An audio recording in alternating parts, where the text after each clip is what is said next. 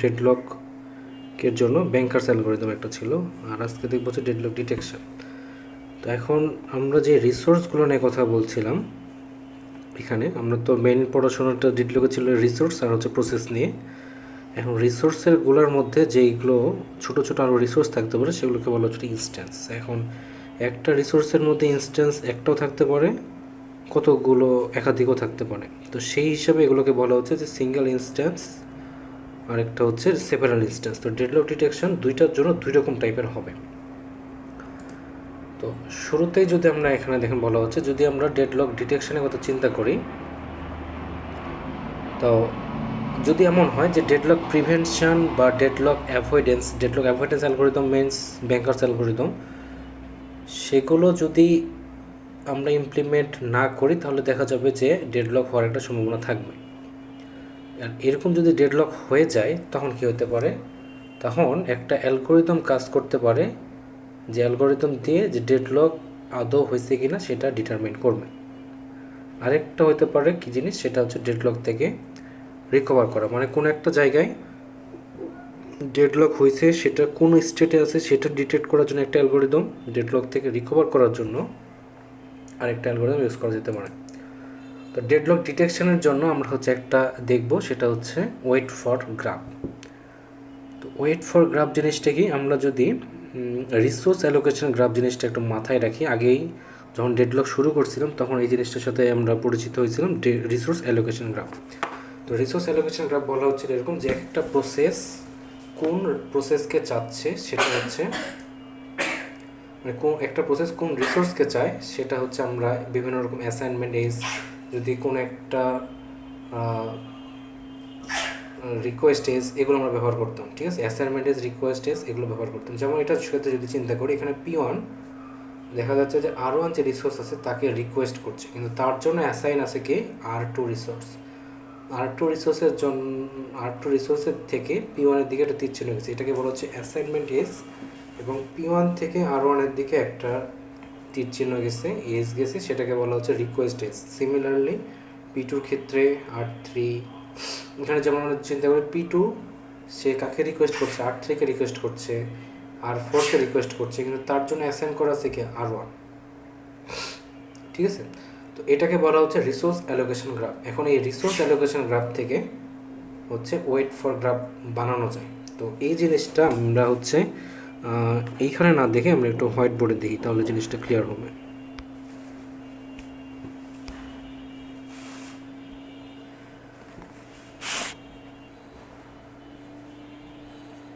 ওকে, তো আমরা শুরুতে আগে দেখবো হচ্ছে রিসোর্স অ্যালোকেশন গ্রাফ।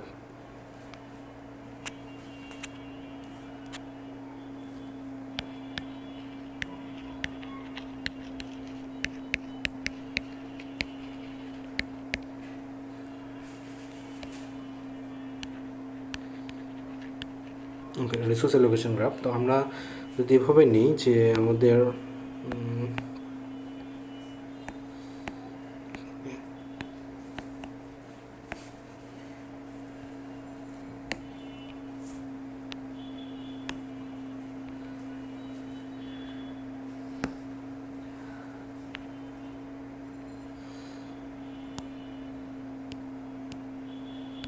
আচ্ছা, তো আমরা হচ্ছে এভাবে প্রসেসগুলোকে নিচ্ছি, যে P1 প্রসেস, তারপরে আসছে P2 প্রসেস, তারপরে আসছে হলো P3 প্রসেস, এখানে আমরা আরেকটা নিলাম P4 প্রসেস। এখন এটার যে রিসোর্সগুলো আছে সেই রিসোর্সগুলোকে আমরা নিয়ে নিলাম, যে এখানে একটা রিসোর্স R1, এদিকে একটা রিসোর্স R2, এখানে R3। রিসোর্স অ্যালোকেশন গ্রাফ নাম দেখে বুঝতে হবে যে রিসোর্স অ্যালোকেশন গ্রাফ মানে এখানে প্রসেস থাকবে, রিসোর্স থাকবে, এবং এই যে রিসোর্সগুলো আছে বিভিন্ন রকম প্রসেসের কাছে হয় অ্যাসাইন করা থাকবে, না হলে বিভিন্ন রকম প্রসেস এই রিসোর্সগুলোকে রিকোয়েস্ট করবে। ঠিক আছে, তো এই হচ্ছে মোটামুটি অবস্থা। এখানে আরেকটা রিসোর্স আমরা নিতে পারি, সেটা হচ্ছে R5। ওকে, এখন হচ্ছে এই বিভিন্ন রকম প্রসেসের কাছে এগুলো অ্যাসাইন করে দেবো। তো শুরুতেই P1 সেটা হচ্ছে R1কে রিকোয়েস্ট করছে, তার কাছে অ্যাসাইন করা আছে হচ্ছে R2। এরপরে এই P2-র কাছে অ্যাসাইন করা আছে হচ্ছে R1, সে রিকোয়েস্ট করছে R3কে, R4কে। এদিকে R4 অ্যাসাইন করা আছে হলো P3-র কাছে, কিন্তু সে রিকোয়েস্ট করছে হলো R5-কে। এদিকে P2 আবার R5-কে রিকোয়েস্ট করছে। আর 4-এর কাছে অ্যাসাইন করা আছে R5, কিন্তু সে রিকোয়েস্ট করছে হলো R2-কে। আচ্ছা, আরেকটা হচ্ছে এদিকে আমরা যদি নিয়ে নিই আরেকটা প্রসেস নিতে পারি এখানে। প্রসেস হচ্ছে এখানে নিয়ে নিলাম P5, সেটা অ্যাসাইন করা আছে ধরে নিলাম, আর P5টা R3 কাছে, এরকম। ঠিক আছে, তো এই জিনিসটাকে বলা হচ্ছে রিসোর্স অ্যালোকেশন গ্রাফ, মানে বিভিন্ন রকম রিসোর্স বিভিন্ন রকম প্রসেসের কাছে অ্যাসাইন করা আছে। এখন এইখান থেকে আমরা যাব হচ্ছে ওয়েট ফর গ্রাফে, সেটা কীভাবে করতে পারি। এবং ওয়েট ফর গ্রাফ উদ্দেশ্যটা কি? উদ্দেশ্য হচ্ছে যে আমাদের ডেডলকটা ডিটেক্ট করতে হবে, ডেডলক হবে কি না। তো ওয়েট ফর গ্রাফ জিনিসটা যেভাবে আসে সেটা হচ্ছে যে কোন প্রসেসের জন্য কোন প্রসেস আটকে আছে। এখানে আমি আপনাদের একটু রেসপন্স নেব। সেটা হচ্ছে এখানে যে P1টা আছে, সেই P1 রিসোর্সটা রিকোয়েস্ট করছে কাকে? R1-কে। P1 প্রসেসটা রিকোয়েস্ট করছে R1-কে। সে কি R1-কে পাবে?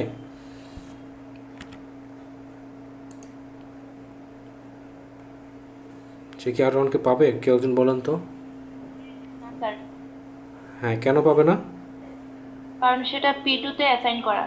আচ্ছা, P2-তে অ্যাসাইন করা আছে, তার মানে হচ্ছে P1 যে প্রসেসটা আছে সেই প্রসেসটা কিন্তু R1 রিসোর্সকে পাচ্ছে না। কার কারণে পাচ্ছে না? P2-র কারণে পাচ্ছে না। এটা তো বোঝা গেল, তাই তো? ওকে, আমি হচ্ছে ওয়েট ফর গ্রাফে যেটা দেখাতে যাচ্ছি যে কোন একটা প্রসেস কোন প্রসেসের জন্য আটকে আছে সেটা। ঠিক আছে, এবার যদি দেখি যে এখানে যে P2-র প্রসেসটা আছে, এখানে যে P2 প্রসেসটা আছে সে রিকোয়েস্ট করছে কাকে কাকে? R3-কে, R4-কে, R5-কে। সে কি তাদের কাউকে পাবে? R3, R4, R5 পাবে না স্যার। কার জন্য পাচ্ছে না? কাদের কাদের জন্য পাচ্ছে না? R1 এর জন্য। R1 এর জন্য পাচ্ছে না, মানে P2 হচ্ছে R3, R4, R5 এদেরকে পাচ্ছে না। কার কারণে পাচ্ছে না এটা একটু বলতে পারবেন? যেমন হচ্ছে সে R3-কে পাচ্ছে না, কার জন্য পাচ্ছে না এটা আগে বলুন, একটা একটা করে ক্লিয়ার করুন। P2 R3-কে রিকোয়েস্ট করলো কিন্তু তাকে পাচ্ছে না, কার জন্য পাচ্ছে না? P5-এর জন্য। যেহেতু R3 P5-এ অ্যাসাইন করা আছে সেহেতু P2 কিন্তু তাকে পাচ্ছে না। সুতরাং এখানে আমি একটা তীর চিহ্ন দিয়ে বলতে পারি যে P2 ওয়েট করে আছে P3-এর জন্য। আর কার জন্য P2 ওয়েট করে আছে? P3-এর জন্য না, P, আচ্ছা এখানে P5 হবে, P5 এখানে হবে P3। এখানে P3 কেন হলো? কারণ হচ্ছে P2 রিকোয়েস্ট করছে R4-কে, কিন্তু R4 কার জন্য অ্যাসাইন করা আছে? P3-এর জন্য। বোঝা যাচ্ছে? স্যার গুলাই ফেলছে। আচ্ছা, প্রথম থেকে আরেকবার। ওকে, জি স্যার। ফার্স্ট থেকে আরেকবার শুরু করি হচ্ছে আমরা P1 দিয়ে। ওকে, আমরা P1 দিয়ে শুরু করছি। P1 কার জন্য কোনো কাজ করতে পারছে না সেটা আমাদের দেখতে হবে। P1 কাকে রিকোয়েস্ট করছে? রিকোয়েস্ট করছে R1-কে। R1-কে। কিন্তু R1-কে সে কি পাবে? পাবে না। কারণ কি? R1 অ্যাসাইন করা আছে P2-র জন্য, তাই কি না? জি স্যার। তাহলে P2 এর জন্য P1 কাজ করতে পারছে না। এই হিসাবে আমি P1 থেকে P2-র দিকে আমি একটা এজ দিয়ে রাখলাম যে P2 এর জন্য P1 অপেক্ষা করে বসে আছে। ক্লিয়ার? জি স্যার। এবার P2 রিকোয়েস্ট করছে কোন কোন রিসোর্সকে? R3 রিসোর্সকে, R4 রিসোর্সকে এবং R5 রিসোর্সকে, তাই কি না? সুতরাং এখন এদের যদি পায় তাহলে সে কাজ করবে, কিন্তু এদের সে পাচ্ছে না। R3-কে কেন পাচ্ছে না? কার জন্য পাচ্ছে না?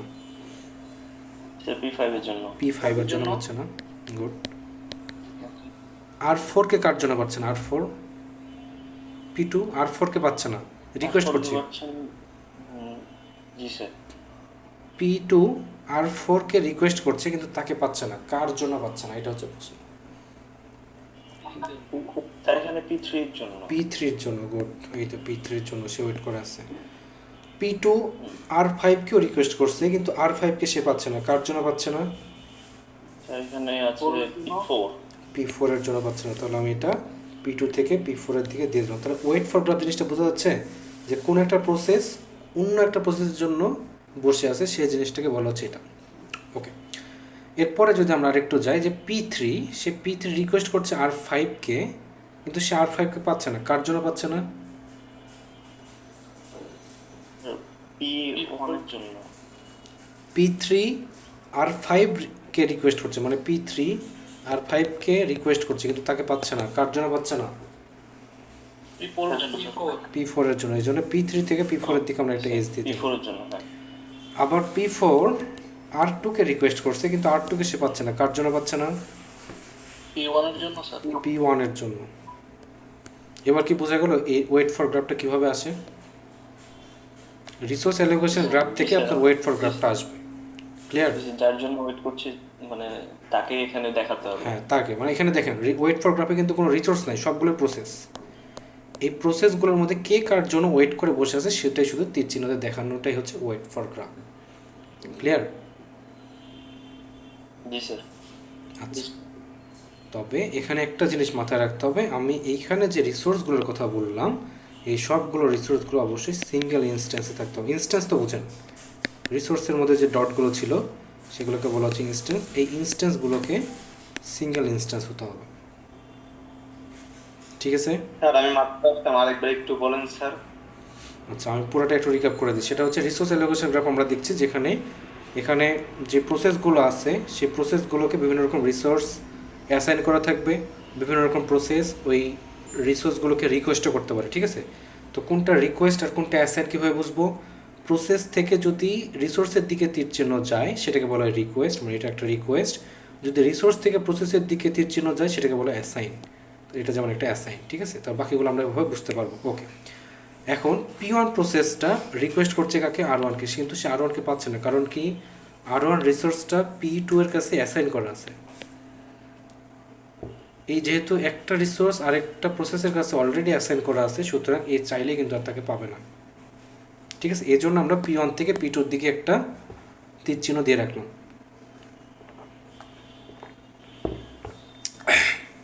ওকে, নেক্সট আমরা যদি P2 এর কথা চিন্তা করি, P2 কে অ্যাসাইন করা আছে হলো R1, সে রিকোয়েস্ট করছে R3, R4 এবং R5। ওকে, কিন্তু সে রিকোয়েস্ট করলেও তাদের পাচ্ছে না। কার জন্য পাচ্ছে না?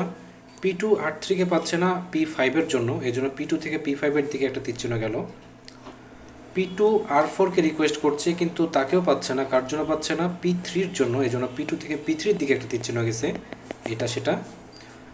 এরপরে P2 R5 কে রিকোয়েস্ট করছে কিন্তু তাকেও পাচ্ছে না। কেন পাচ্ছে না? কারণ R5 অলরেডি P4 এর কাছে অ্যাসাইন করা। এই জন্য P2 থেকে আমরা P4 এর দিকে একটা তীর চিহ্ন দিছি।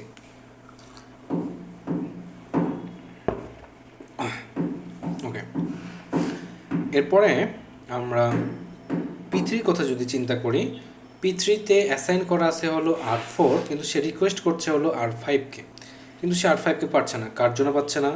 কারণ R5 অ্যাসাইন করা আছে P4 এর কাছে। এর জন্য P3 থেকে P4 এর দিকে আমরা একটা তীর চিহ্ন নিলাম। এরপরে যদি P4 এর কথা চিন্তা করি, P4 অ্যাসাইন করা আছে হলো R5 এর কাছে, কিন্তু সে রিকোয়েস্ট করছে R2 কে, কিন্তু R2 কে সে পাচ্ছে না। কারণ কি? R2 অলরেডি অ্যাসাইন করা আছে P1 এর কাছে। সুতরাং P4 থেকে P1 এর দিকে আমরা একটা তীর চিহ্ন দিলাম। এবার কি ক্লিয়ার?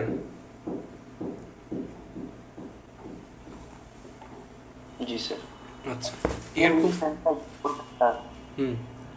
হ্যাঁ, রোহান কিছু বলছেন নাকি? না স্যার, বুঝতে পারছি স্যার। আগের যে ভিডিওগুলো স্যার, আগের ক্লাসে স্যার, ওই ভিডিওগুলো তো এখনো পাইলাম না স্যার। ও, আপলোড হয় নাই? আচ্ছা ঠিক আছে, আমি আজকে আর গত দিনেরটা একসাথে আপলোড করে দেবো। ঠিক আছে।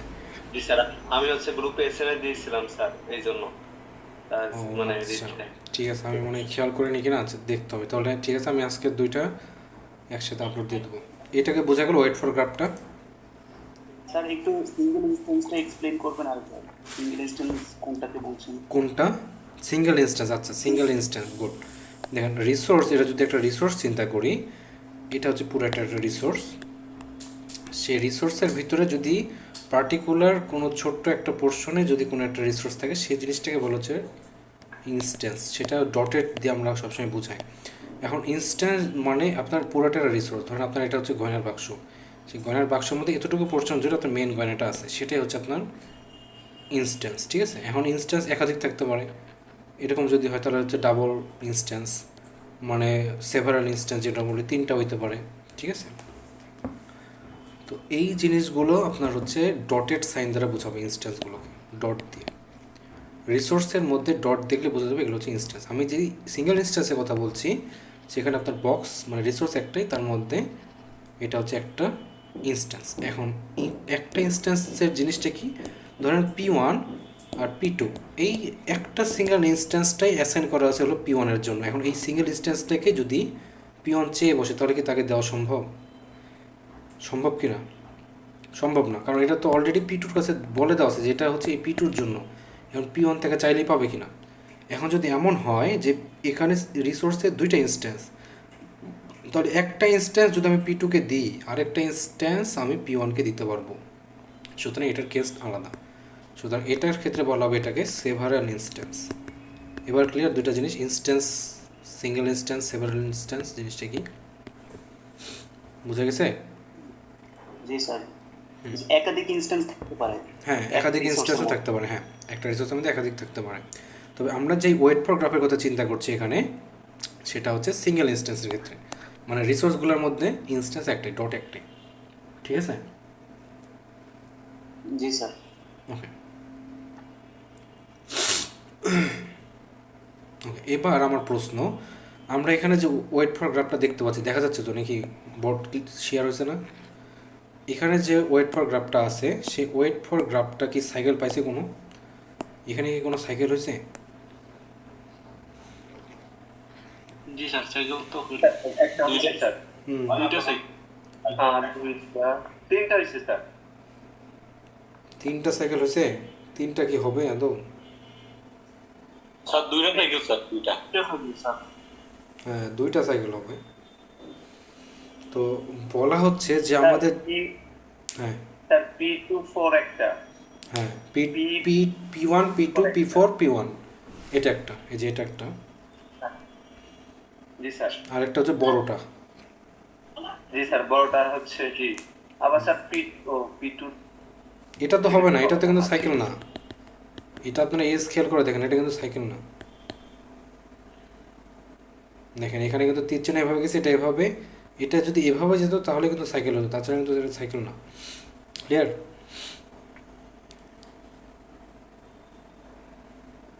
আচ্ছা, এখন বলা হচ্ছে যে যদি একটা ডেডলক হবে কখন, যদি ওয়েট ফর গ্রাফে একটা সাইকেল থাকে। মানে কথাটা এরকম যে এ deadlock exist in sorry a deadlock exists in the system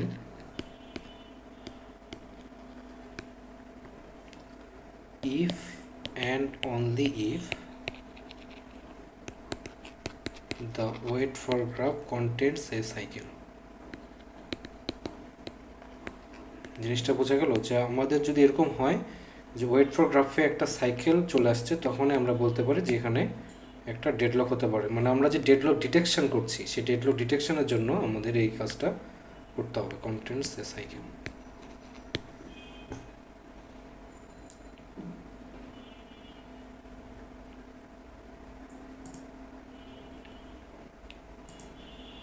কি বোঝা গেছে এ পর্যন্ত?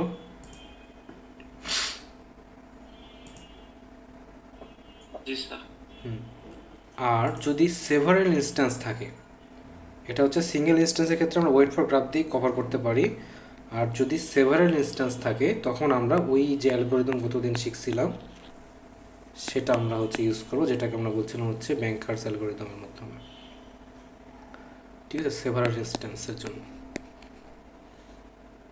তো ওখানে আমরা দেখছিলাম না যে অ্যালোকেশন করছিলাম, অ্যালোকেশন ছিল, তারপরে রিকোয়েস্ট মানে কতটুকু তার দরকার, এরপরে অ্যাভেলেবল কতটুকু আছে। ঠিক আছে, এরকম আমরা দেখছিলাম। তো বিভিন্ন রকম রিসোর্স টাইপ, ধরেন এ বি সি, 3 ধরনের রিসোর্স টাইপ, রিকোয়েস্টও 3 ধরনের ছিল, অ্যাভেলেবলও 3 ধরনের ছিল। এরপর অ্যাভেলেবল দেখে দেখে আমরা রিকোয়েস্টগুলো ফুলফিল করার চেষ্টা করছিলাম, মনে পড়ে জিনিসগুলো? তো এইগুলোকে বলা হচ্ছে হলো সেভারাল ইনস্ট্যান্সের জন্য। তো ওইটার ক্ষেত্রে আমরা দেখছিলাম যদি আনসেফ স্টেটে চলে যেত, তখন আমরা বলছিলাম কি যেটা এটা ডেডলক হওয়ার সম্ভাবনা থাকে। মনে পড়ে জিনিসগুলো? ব্যাংকার্স অ্যালগরিদমের ক্ষেত্রে এটা হয়।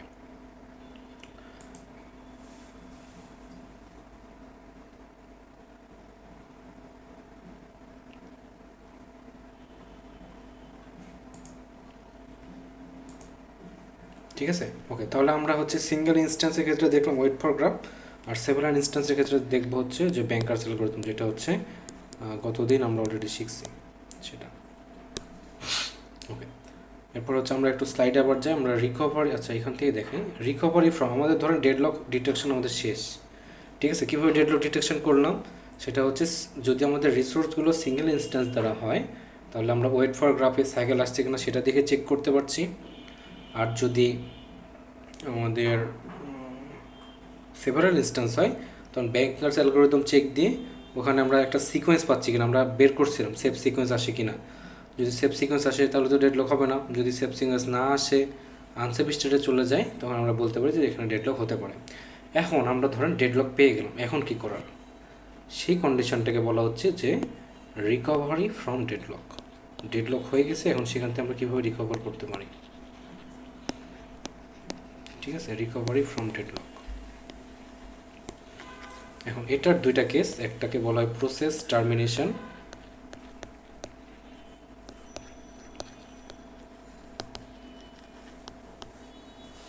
আর একটাকে বলা হচ্ছে রিসোর্স প্রিমশন, ঠিক আছে।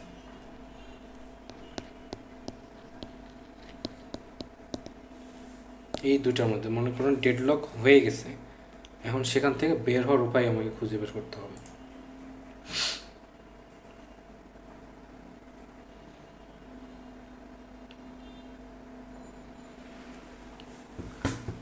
তো এইখানে যেটা হচ্ছে যে শুরুতে আমরা দেখবো হচ্ছে যে এই যে কাজগুলো আমরা করব সেই কাজগুলো কিভাবে করা যায়। তো এখানে যেই অ্যালগোরিদমটার মাধ্যমে আমরা হচ্ছে ডেডলকটা ডিটারমিন করলাম, ডিটেক্ট করলাম যে ডেডলকটা আছে কিনা, এক্সিস্ট করছে কিনা, সেখানে অনেক রকমের হচ্ছে অল্টারনেটিভস থাকতে পারে।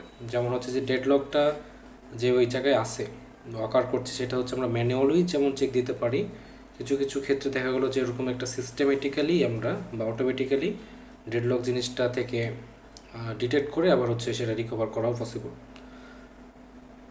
তো এই যে ডেডলকটা আছে সে ডেডলকের জন্য আমরা কি করলাম, যদি আমরা ব্রেক করতে চাই সে ব্রেকের জন্য এমন হবে যে যেই একটা তো সাইকেল ক্রিয়েট হলো, যদি আমরা সিঙ্গেল ইনস্ট্যান্সের কথা চিন্তা করি সেখানে আমরা কি করলাম যে ওয়েট ফর গ্রাফে একটা তো সাইকেল ক্রিয়েট হলো। এখন কোনো একটা প্রসেসকে যদি আমরা বাদ দিতে পারি, যেমন এখানে আমরা আগে যে একটা সাইকেল দেখলাম, কোথায়, এই যে এখানে, এই সাইকেলগুলোর যদি আমরা কোনো একটা প্রসেসকে কেটে দিই তাহলে তো সাইকেলটা ব্রেক করা যাবে না। সুতরাং এরকম যে কোনো একটা প্রসেসকে যদি আমরা বাদ দিয়ে দিই তাহলেই ওই সার্কুলার ওয়েটটা থাকবে না, সাইকেলটা থাকবে না, ডেডলক থেকে আমরা রিকভার করতে পারবো। আরেকটা কি হতে পারে, আরেকটা যেটা আমরা বলছি যে 2 নাম্বার যে প্রসেস টার্মিনেশন, আরেকটা হচ্ছে রিসোর্স প্রিমশন। সেটা হচ্ছে যে অনেকক্ষণ ধরে কোনো একটা প্রসেস যদি একটা রিসোর্সকে নিয়ে বসে থাকে তাহলে তো আরেকজনের যে রিকোয়েস্ট করে আসছে তাকে তো ওই রিসোর্সটা পাইতে দেরি হবে। সুতরাং এমন যদি আমি সিস্টেম করে রাখি যে ওই প্রসেসটা নির্দিষ্ট সময় পর্যন্ত রিসোর্সকে ধরে রাখতে পারবে, তাড়াতাড়ি প্রিম্ট হয়ে যাবে, সহজে ছেড়ে দিবে, তাহলে অন্যান্য যে ডেডলক প্রসেসগুলো আছে সেগুলো তাকে পাবে। তাহলে দুটো পদ্ধতি আমরা শিখলাম, একটা হচ্ছে প্রসেসকেই টার্মিনেট করে দেবো, অ্যাবর্ট করবো, বাদ দিয়ে দেবো, আরেকটা হচ্ছে রিসোর্সগুলোকে তাড়াতাড়ি রিলিজ করে দেবো।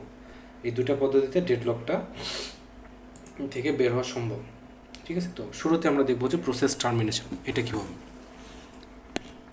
আমরা মোটামুটি জিনিসগুলো সম্বন্ধে আইডিয়া পেয়ে গেছি যে কোনটা কী বোঝাচ্ছে। এখন এগুলোর আবার বিভিন্ন রকম নিয়ম আছে, ঠিক আছে, সেটা আমরা দেখবো যে কীভাবে করা যায় প্রসেস টার্মিনেশন, সেটা কীভাবে করা যায়।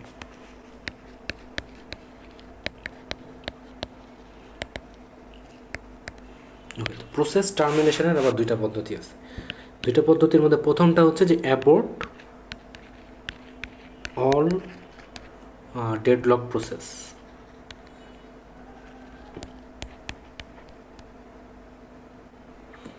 আর 2 নাম্বারটা হচ্ছে যে অ্যাবর্ট ওয়ান প্রসেস এট এ টাইম,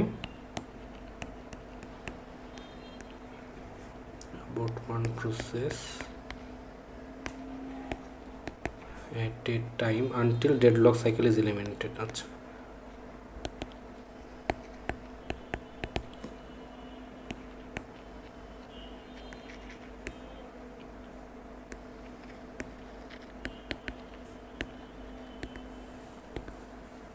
এখন কোনটা বলতে কি বোঝাচ্ছে, ফার্স্টেরটা বলছে হলো অ্যাবর্ট অল ডেডলক প্রসেস, মানে ডেডলকের মধ্যে যে যে প্রসেসগুলো পড়ে গেছে, ওখানে যেমন আমরা একটা সাইকেল দেখলাম, তাহলে সাইকেলের মধ্যে যে প্রসেসগুলো আছে প্রত্যেকটাই অলরেডি ডেডলকের মধ্যে পড়ে গেছে। সুতরাং এই প্রসেসগুলো প্রত্যেকটাই অ্যাবর্ট করতে হবে। অ্যাবর্ট করা মানে হচ্ছে নষ্ট করে দেওয়া, মানে এগুলো বাতিল করে দিতে হবে।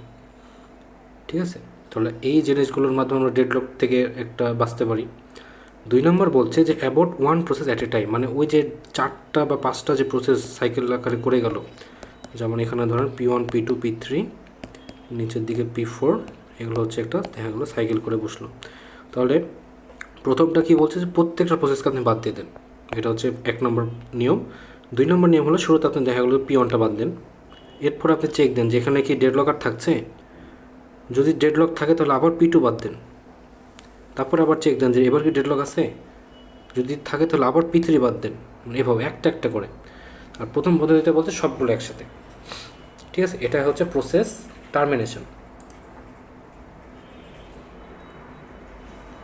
তো এখানে যেটা বলা হচ্ছে সে জিনিসটা হচ্ছে যে একটা প্রসেসকে আপনি যে বাদ দিবেন, যেটা 2 নম্বর পদ্ধতিতে বলা হচ্ছে, এই জিনিসটা এতটা ইজি না আসলে। মানে আপনি ধরেন এইগুলো বর্তমানে যেগুলো আছে এগুলো তো অবশ্যই রানিং পর্যায়ে আছে, প্রত্যেকটা প্রসেস তো রানিং অবস্থায় থাকাকালীনই তো হচ্ছে ডেডলকে পড়ে গেছে এরকম টাইপের। হতে পারে এরকম যে কোনো একটা ফাইল আপডেট নিচ্ছে, তো ওই অবস্থায় যদি টার্মিনেট করে দেন তাহলে দেখা যাবে যে একটা ইনকারেক্ট স্টেটে চলে যাবে। ঠিক আছে, আবার হতে পারে এরকম যে কোনো একটা প্রসেস প্রিন্টারে আছে যেটা হচ্ছে ডাটা প্রিন্ট করবে, যদি এরকম হয় তাহলে দেখা যাবে যে ওই প্রিন্টার যেটা আছে সেটা আবার নতুন করে রিসেট নিতে হবে। ঠিক আছে, তো এই জিনিসটা দেখা যাবে যে প্রসেসগুলোকে একটা একটা করে বাদ দেওয়াটা খুব একটা ইজি কাজ হবে না। এরপরে যদি প্রসেস টার্মিনেট করতেই চাই একটা একটা করে, তাহলে আমাদের কিছু কিছু ফ্যাক্টর চিন্তা করতে হবে। কি কি ফ্যাক্টরস? ফ্যাক্টরসগুলো হলো যে কোন কিসের বেসিসে আপনি একটা প্রসেসকে বাদ দিতে চাচ্ছেন। যেমন শুরুতে আমি বললাম যে P1কে বাদ দিয়ে দেন, এটা কি এমনি এমনি, মানে আপনি কোন প্রসেসকে এটা বাদ দেবেন প্রায়োরিটি হিসেবে আপনি যদি চিন্তা করেন, আপনি চুজ করবেন কোন প্রসেসকে, কেন করবেন এটা আপনাকে চিন্তা করতে হবে। What the priority of the process is. তারপর আপনাকে চিন্তা করতে হবে যে প্রসেসটা আমি বাদ দিতে চাচ্ছি অলরেডি সেটা কতক্ষণ ধরে কাজ করছে, তার যে ডেজিগনেটেড টাস্ক সেটার কতটুকু পোর্শন সে শেষ করছে, এটা চিন্তা করতে হবে। নেক্সট চিন্তা করতে হবে যে ওই প্রসেসটা যে আমি বাদ দিব সেই প্রসেসটা কতটা রিসোর্স অলরেডি নিয়ে বসছে, কতটা সে ইউজ করছে। আর যদি সে যেই রিসোর্সটা সে ইউজ করছে সেটা প্রিন্ট করা বা রিলিজ করা, তার খুব তাড়াতাড়ি সে রিলিজ করবে কিনা বা কত দেরি হবে সেটাও চিন্তা করতে হবে। আরও ভাবতে হবে সেটা হচ্ছে যে ওই যে প্রসেসটাকে আমি রিলিজ করতে, যে প্রসেসটাকে আমি অ্যাবর্ট করতে যাচ্ছি সেটার আর কত রিসোর্স দরকার, সেটা টার্মিনেট করতে আরও কত সময়ের দরকার। ঠিক আছে, তো এই অনেকগুলো ফ্যাক্টরস চিন্তা করে কিন্তু একটা প্রসেসকে অ্যাবর্ট করা সম্ভব। মানে অপারেটিং সিস্টেম এত কিছু সে চিন্তা করে যে আমার হাতে এই প্রসেসগুলো ডেডলকের মধ্যে চলে গেছে, সুতরাং এই প্রসেসগুলোর মধ্যে কার প্রায়োরিটি মোটামুটি বেশি, কে কতক্ষণ ধরে কাজ করছে, কার আরও কতক্ষণ কাজ বাকি আছে, সে কতগুলো রিসোর্স ব্যবহার করছে, কতটুকু রিসোর্স আরও ইউজ করতে হবে, তার টার্মিনেট করতে কত সময় লাগবে, এই জিনিসগুলো হচ্ছে চিন্তা করে তারপরে প্রসেস চুজ করা হয় যেটাকে অ্যাবর্ট করা হবে। ওকে, নেক্সট আমরা আরেকটা যেটা দেখলাম সেটা হচ্ছে রিসোর্স প্রিমশন।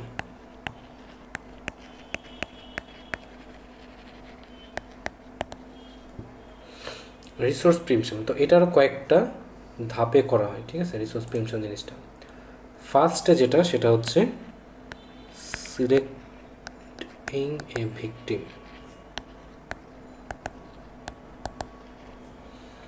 তারপর হচ্ছে রোল ব্যাক, লাস্টে হচ্ছে স্টারভেশন। ওকে, তো একটা একটা করে আমরা জিনিসগুলো চিন্তা করি। তো রিসোর্স প্রিমশন জিনিসটা বলতে কি বোঝায়, যে কোনো একটা প্রসেস একটা রিসোর্সকে নিয়ে খুব সুন্দর মতো কাজ চলছে, অন্য একটা প্রসেস হচ্ছে তাকে ওই রিসোর্সকে রিকোয়েস্ট করছে, সুতরাং এবার ওই রিসোর্সটাকে যে প্রসেস নিয়েছিল সে তাকে হচ্ছে রিলিজ করে দিতে হবে, এটাকে বলা হচ্ছে রিসোর্স প্রিমশন। তো ফার্স্টের যে পদ্ধতি সেটা হচ্ছে সিলেক্টিং এ ভিকটিম। এটা আসলে কি বোঝাবে? তো এটা দ্বারা আসলে বোঝাবে হচ্ছে যে কোন প্রসেস বা কোন রিসোর্স ভিকটিমের শিকার হবে, মানে কোন প্রসেস বা কোন রিসোর্সকে বাদ দিয়ে দেওয়া হবে বা রিলিজ করে দেওয়া হবে, প্রিন্ট করে দেওয়া হবে। ঠিক আছে, তো এটাকে বলা হচ্ছে হলো সিলেক্টিং ফ্যাক্টর। তবে অবশ্যই এখানেও সিলেক্ট করার ক্ষেত্রে ঠিক সেম, আমাদের কস্ট ফ্যাক্টরগুলোকে চিন্তা করতে হবে যে সেটা কতগুলো রিসোর্স নিয়ে আসে, কতগুলো ডেডলক প্রসেস হোল্ড করে আসে, কতক্ষণ আর টাইম লাগবে। আমরা একটু আগে যে ফ্যাক্টরগুলোর কথা চিন্তা করলাম, এখানেও সিলেক্টিং এ ভিকটিম চুজ করার সময় আমাদের এই জিনিসগুলোকে মাথায় রাখতে হবে।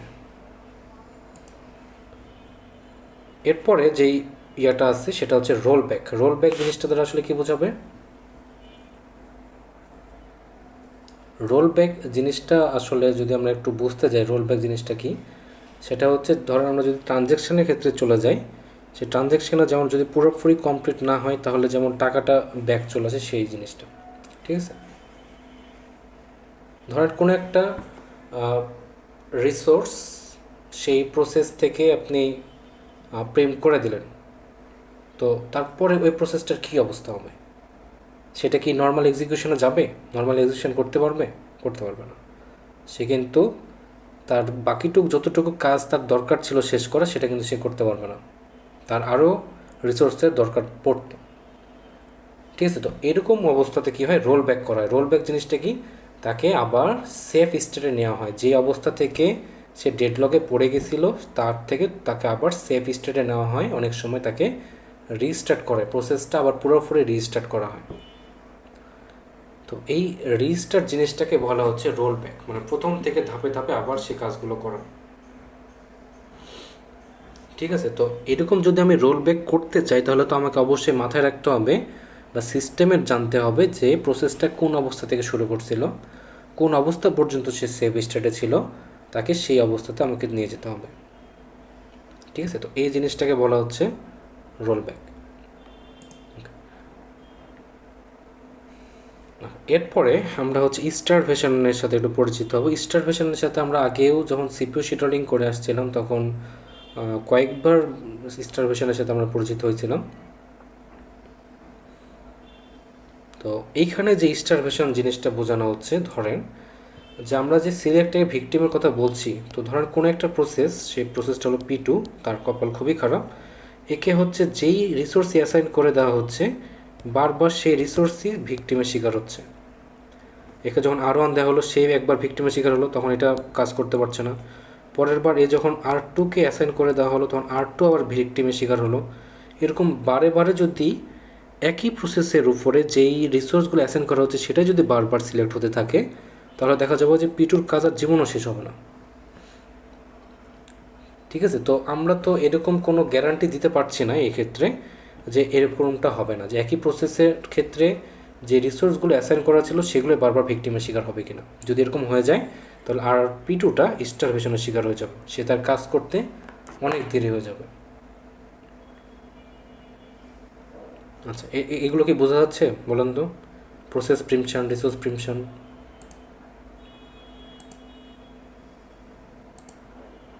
স্যার পুরোটা না কিছুটা? স্যার এগুলো কি হচ্ছে আমাদের মুখস্থ করা লাগবে নাকি স্যার এই রুলস অনুযায়ী আমাদের ম্যাথ আছে? এটা হচ্ছে থিওরিটিক্যাল, আর লাস্টের দিকে হচ্ছে ব্যাংকার্স অ্যালগোরিদমের ম্যাথগুলো আছে। আমি হচ্ছে স্লাইডে নিয়ে যাচ্ছি, তাহলে আর একটু ক্লিয়ার করতে পারবো। জি স্যার।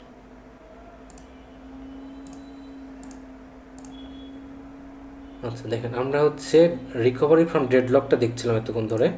দুইটা টার্ম ছিল, প্রসেস টার্মিনেশন আর হচ্ছে রিসোর্স প্রিমশন। তো সেখান থেকে আমরা এগুলো দেখলাম। প্রসেস টার্মিনেশনের জন্য কী কী হতে পারে? সবগুলো প্রসেসকে ডিলিট করে দিতে পারি, অথবা একটা প্রসেস ডিলিট করার পর আমরা দেখতে পারি যে সেখানে আর সাইকেল থাকছে কিনা। একটা প্রসেস সরিয়ে দিলাম, সাইকেল আছে কিনা নাই সেটা চেক দিয়ে দিয়ে আমরা এইভাবেও প্রসেস টার্মিনেট করতে পারি। তো এখানে বলা হচ্ছে যে একটা করে যে প্রসেস সরানোর কথা ভাবছি সেটা কিন্তু সহজ কাজ না। তারপরে হচ্ছে যেই প্রসেসগুলো আছে সেই প্রসেসের জন্য আমাদের কিছু কিছু ফ্যাক্টর চিন্তা করতে হতো, যে একটা একটা করে যে প্রসেস আমি যদি টার্মিনেট করে দিই, ডিলিট করে দিই, কোন বেসিসে আমি প্রসেস সিলেক্ট করব, এখানে হচ্ছে সেই 6টা ফ্যাক্টরের কথা বলা হচ্ছে।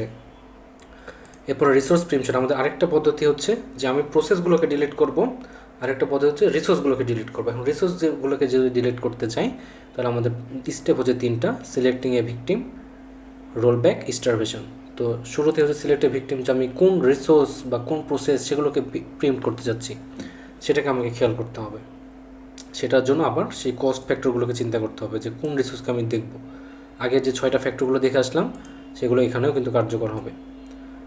এরপরে ধরেন কোনো একটা প্রসেসের আমি রিসোর্সগুলো বাদ দিয়ে দিলাম, তাহলে ওই প্রসেসের জন্য কী হবে, তাকে আমি কোন স্টেট থেকে আবার শুরু করব, সেটাকেই বলা হচ্ছিল রোল ব্যাক।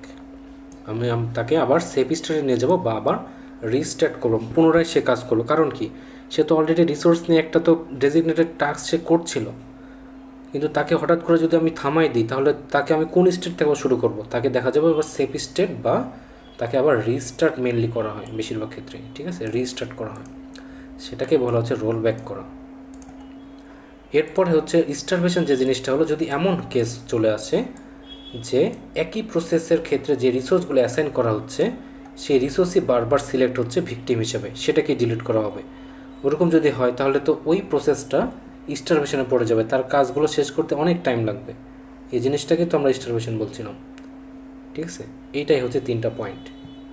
এবার কি ক্লিয়ার রোহান?